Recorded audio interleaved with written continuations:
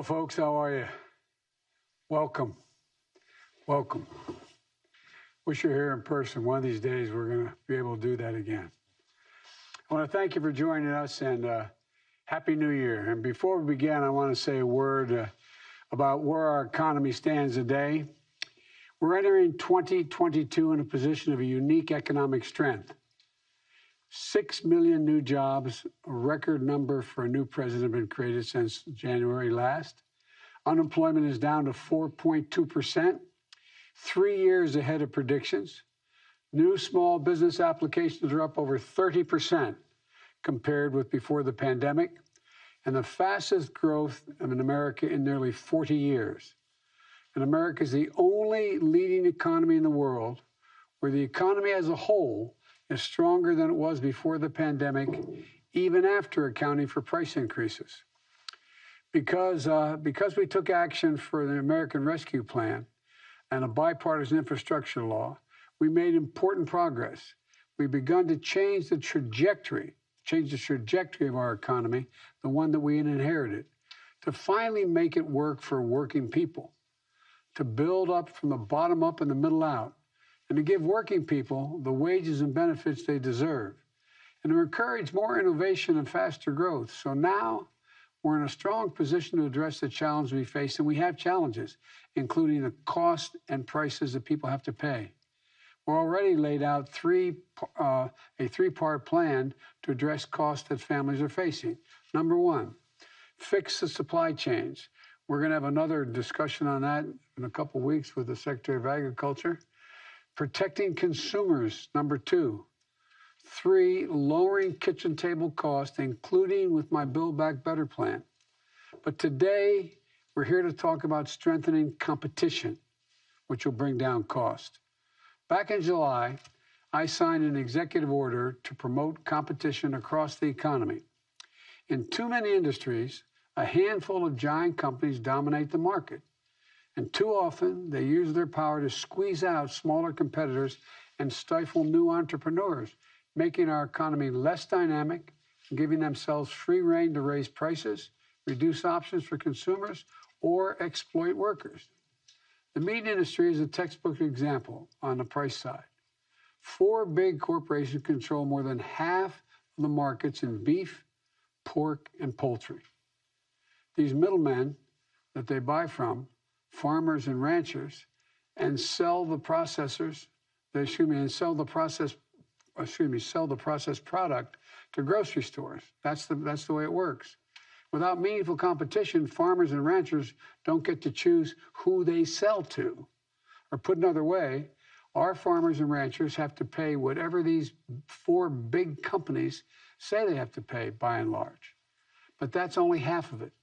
These companies can use their position as middlemen to overcharge grocery stores and ultimately families. If we can hold a second, I was telling my colleagues earlier in my office that I was sitting in my kitchen yesterday, and there's a sunroom off the kitchen, and my wife was there with her sister and a good friend named Mary Ann, and she was saying, "Do you realize it's over $5 for a pound of hamburger meat? $5? Well, this is partly, the pound of beef today costs $5 compared to less than $4 before the pandemic." And here's some historical context. 50 years ago, ranchers got over 60 cents for every dollar a family spent on beef. Today, they get about 39 cents. 50 years ago, hog farmers got 40 to 50 cents for each dollar they spent. Today, it's about 19 cents. And the big companies are making massive profits. While their profits go up, the prices you see at the grocery stores go up commensurate. The prices farmers receive for the products they are bringing to market go down. This reflects the market being distorted by lack of competition. I've said it before and I'll say it again. Capitalism without competition isn't capitalism, it's exploitation. That's what we're seeing in meat and poultry, and those industries now. Small, independent farmers and ranchers are being driven out of business, sometimes businesses that have been around for generations. It strikes at their dignity, their respect, and the family legacies so many of them carried for generations after generation. So I'm here as Secretary of Agriculture Tom Vilsack, former governor of the state of Iowa, and Attorney General Garland, to talk about how we can create fair markets and more opportunities for family farmers and ranchers and bring down the price at grocery stores. There are 4 pieces of our action plan. First, we're going to invest $1 billion in new and expanded meat and poultry processing capacity, funding that was included in the American Rescue Plan to revive our economy, to bring in more competition and dignity and more farmers, ranchers, and customers. We're going to invest in new and innovative small businesses and meat processors, the lifeblood of our economy. And when we do this, we'll give farmers and ranchers more options beyond giant processing conglomerates, shore up the weak points in our food supply chain. Secretary Vilsack will share some about this very shortly. Second, we're strengthening rules to protect farmers, ranchers, and other producers. For example, the Department of Agriculture is rewriting the rules under the Packers and Stockyard Act, which was a law back in the 1920s that was needed at that time and still needed to protect farmers and ranchers from abuse by processors. The last administration weakened that law, making it possible for the abuse that we're seeing now. We're going to strengthen the law to make sure it works as intended. Third, the United States government, my administration, will enforce existing competition laws vigorously and fairly. My executive order on competition established a whole-of-government approach to increasing competition. And our new White House Competition Council, chaired by the head of my National Economic Council, including members, and Brian is here today, and including members of the cabinet and other key agency officials like the Secretary of Agriculture, the Attorney General, the Secretary of Labor, the head of the Federal Trade Commission. They're all there to make sure that antitrust laws are enforced across the board. Today, the Justice Department and the USDA announced a joint initiative to make it easier for farmers and ranchers to report potentially illegal practices in the agricultural sector. Attorney General Garland will discuss this more. Fourth, we're bringing greater transparency to the industry. A free market isn't truly free without transparency around prices. How do you justify the price? And right now, that's largely disappeared in the cattle market transparency. Back in August, the Department of Agriculture took steps to address this, and we're going to keep pushing.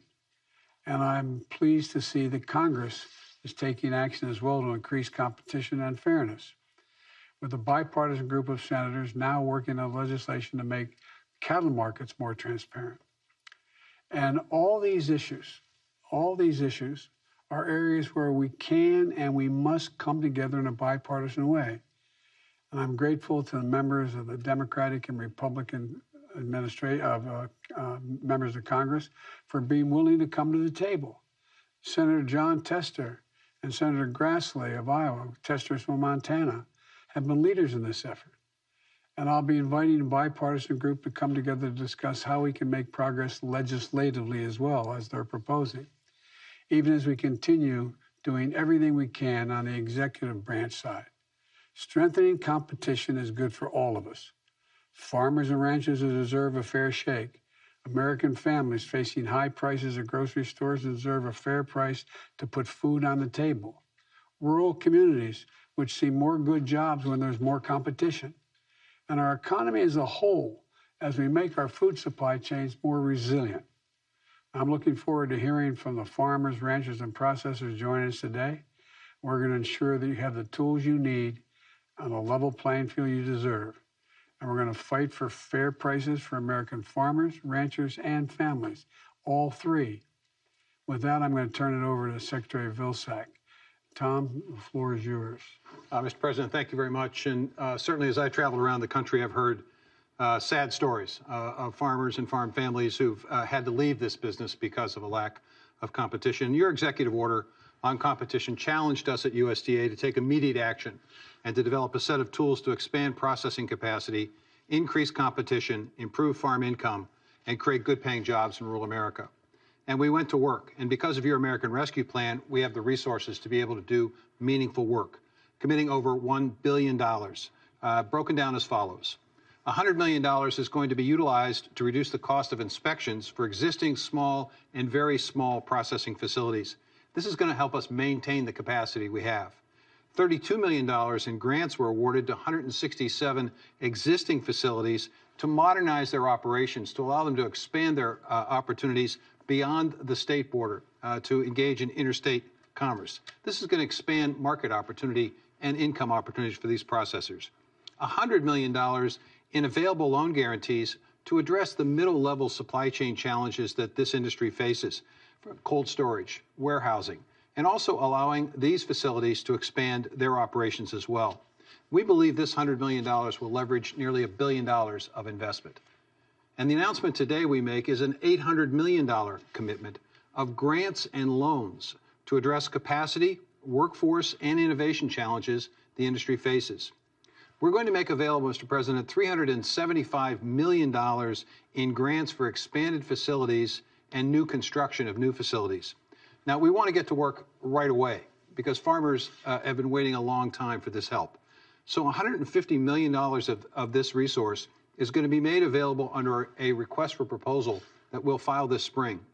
These resources will be made available to projects that are just about ready to get going, but just need a little bit of help to accelerate the implementation plan. So this $150 million, we believe, will help to sponsor at least 15 new projects that will complement, expand along the 50 facilities that you mentioned earlier that the major 4 companies currently have. So it's a significant step forward.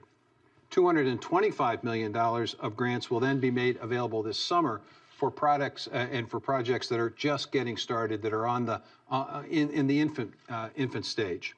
Our phase 1 goal, as I indicated, is 15 projects. Additional $275 million, Mr. President, is going to be provided to our lending partners to create more affordable loans and financing available for facilities that are being built.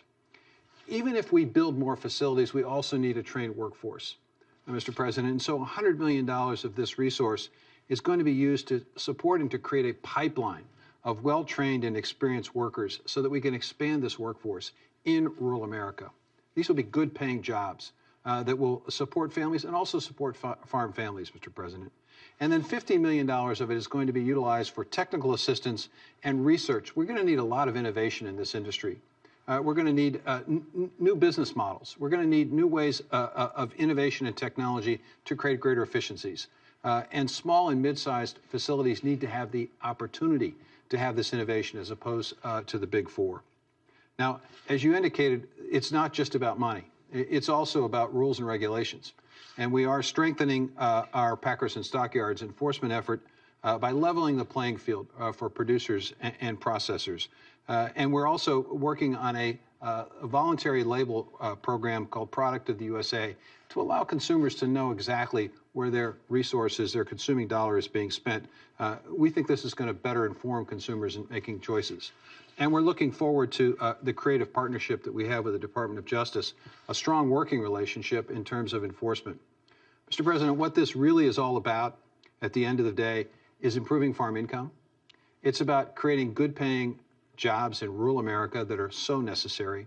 It's about giving the consumers choice and a break at the grocery store.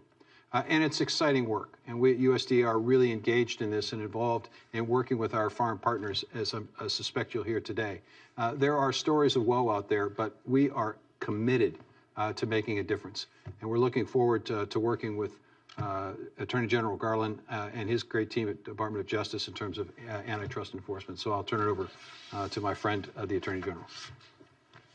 Thank you very much, Mr. President, for convening this very important meeting. And thank you, Mr. Secretary, for the tremendous engagement our teams have had over the past year on our shared competition and regulatory concerns.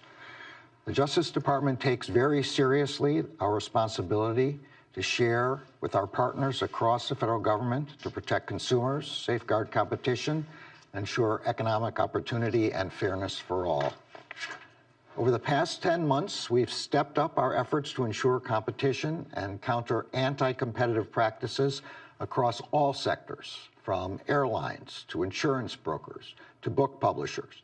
And we will continue to vigorously enforce our antitrust laws, no matter the industry, no matter the company, and no matter the individual. The work that we do, especially the work that we do together to ensure competition in our economy, has a direct impact on the lives of the American people every single day. When we talk about promoting competition in the agricultural sector, we are talking about whether a farmer or a rancher will be paid a fair and competitive price for their goods and labor. When we talk about protecting consumers in this context, we are talking about whether food will be affordable for everyone in America. The Justice Department's Antitrust Division has been active in implementing the sound policy measures suggested in the President's executive order on promoting competition in the American economy. We have closely supported USDA's rulemaking efforts under the Packers and Stockyards Act, a law that Congress passed 100 years ago, more than 100 years ago, to deal with many of the very same problems we still have today. Today, we are announcing a new joint initiative to better coordinate efforts between USDA and DOJ.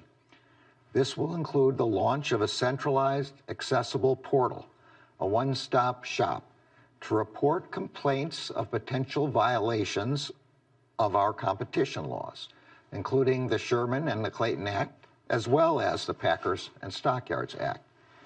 The joint channel that we are establishing will allow USDA and DOJ to collaborate early on how to appropriately address such complaints. Where complaints relate to antitrust violations, whistleblowers will be protected in many cases by the new employee and contractor anti-retaliation protections, which Congress passed in 2020. Let me say in closing that anti-competitive practices in agriculture, as in any industry, hurt the American people, producers, consumers, and workers alike, and they hurt the American economy. Too many industries have become too consolidated over time. Too many companies have pursued corporate conduct and more aggressive mergers that have made all of us vulnerable. Against this background, our antitrust efforts cannot and will not slow down.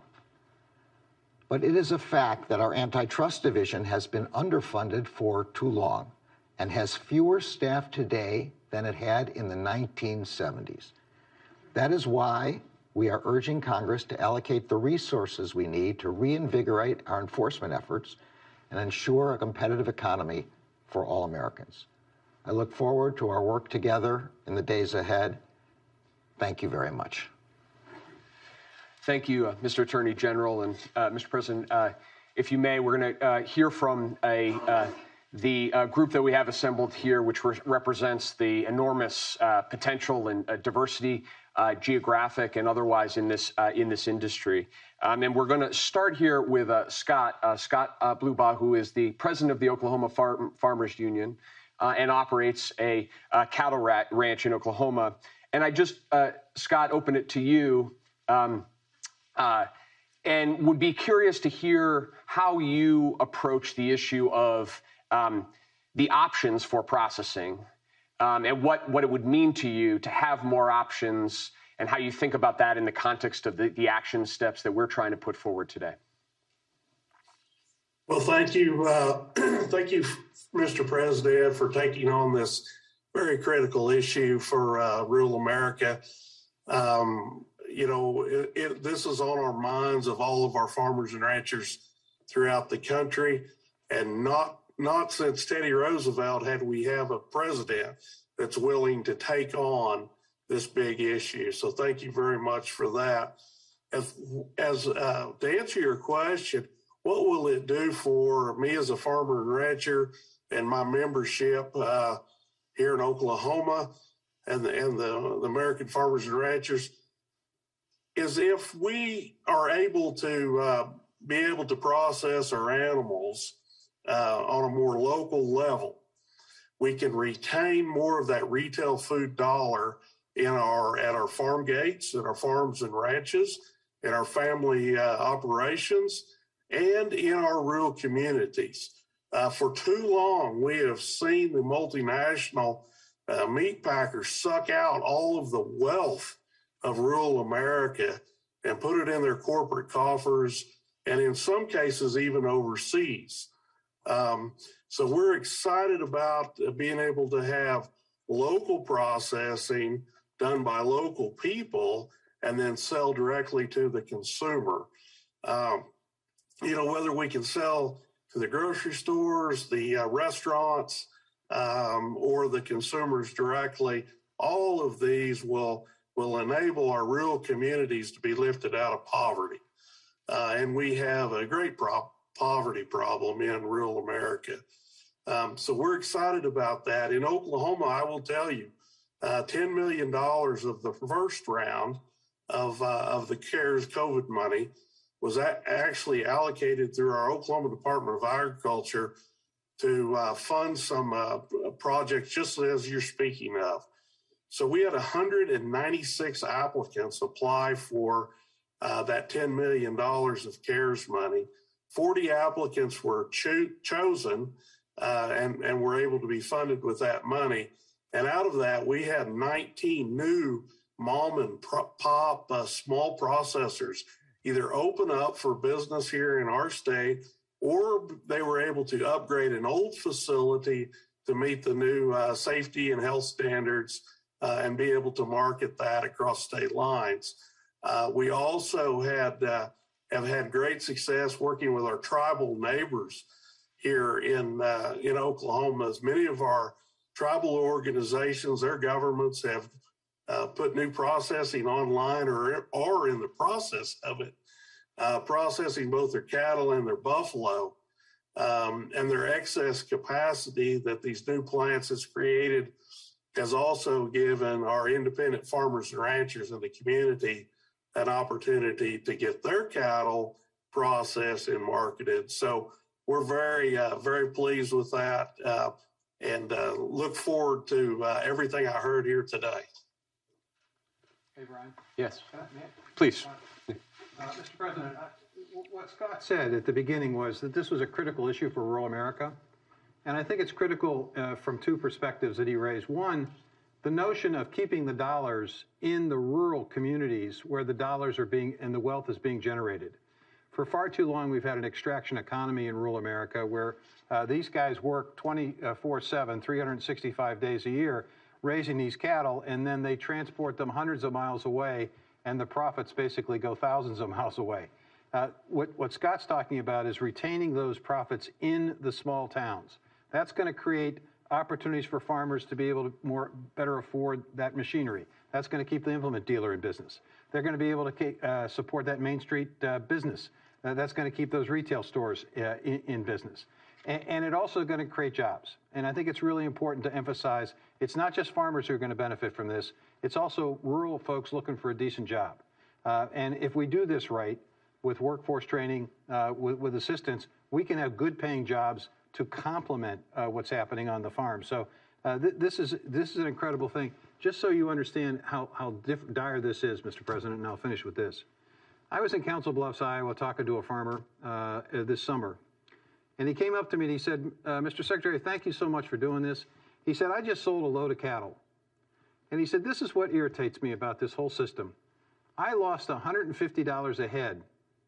$150 a head I lost on this cattle. But I know the processor that purchased those cattle is going to make $1,800 a head. And he looked at me and he said, Mr. Secretary, how is that fair? It's not. Can I ask you a question, Scott? When you talk about, you said be able to go locally. How far do you have to go before these smaller operations opened up to sell your cattle? I mean, the average farmer, cattleman in Iowa or in Oklahoma or wherever, how far do they have to take their cattle to actually sell them? Well, if we sell the cattle to the big four processors, then it's several hundred miles, and it's a little bit misleading that we have 4 of these very large companies and processors, but they're located more regionally.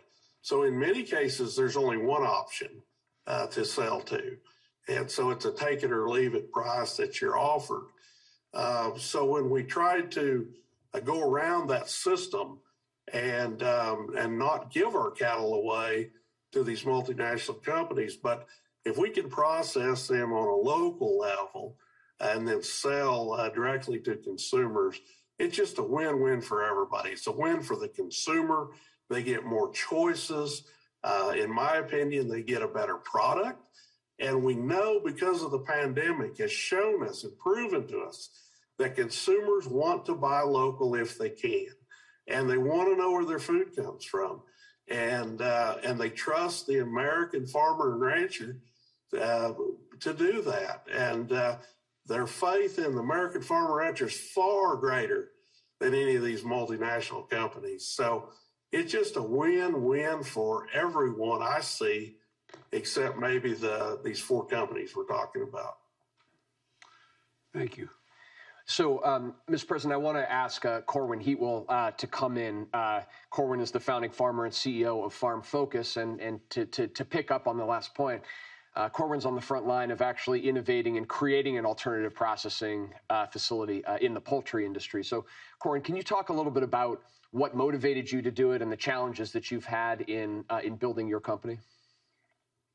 Yes, thank you. And as a 6th generational farmer, I greatly value the farming lifestyle, but it was grieving when I saw dozens of farms closing down around me, and I realized that my own farm was not viable for the next generation.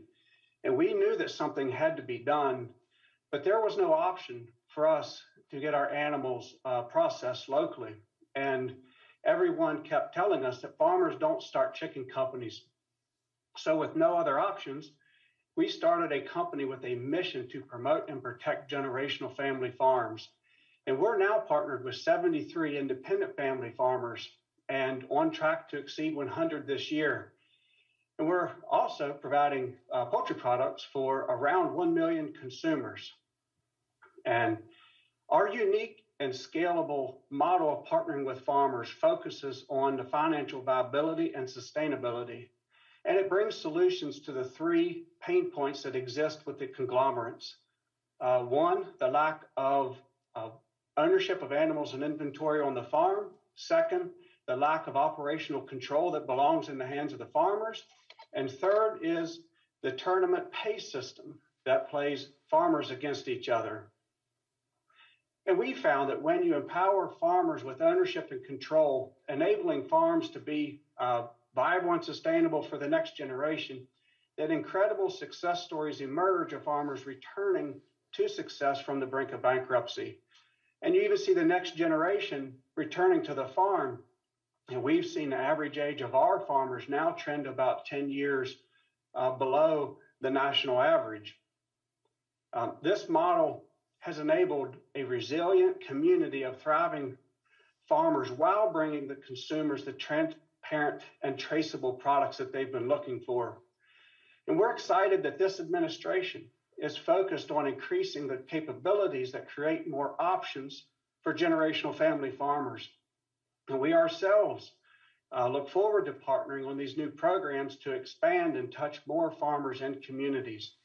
And we believe that together we will continue to level the playing field for farmers and ranchers while establishing a more resilient supply network. So we thank you for your diligence in helping preserve the legacy of the American farmer. Well, thank you. Thank you. You know, everybody, I come from the state of Delaware. Everybody thinks the big industry is chemicals. It's chickens. Chickens, broiler chickens, billion-dollar industries, and needs help. So anyway, sorry, I don't want to get too personal here. Okay. We're going to move to the next set, but we're going to pause for a moment and for the press to exit. Okay. Can I ask you a quick question about the new CDC guidance? In your view, do you think it should have included a testing component? Thank you, guys. I'll be talking to you about that later. And when will Americans get those free COVID tests? Thank you. Thank you, guys. Thank you very much. Are you going to break up the big four meat packers, Mr. President? All right, guys. Thanks, guys. Your confidence in your COVID too. Thanks, guys. Thank you. Thanks for your patience. And Kelsey, we're now going to turn to you.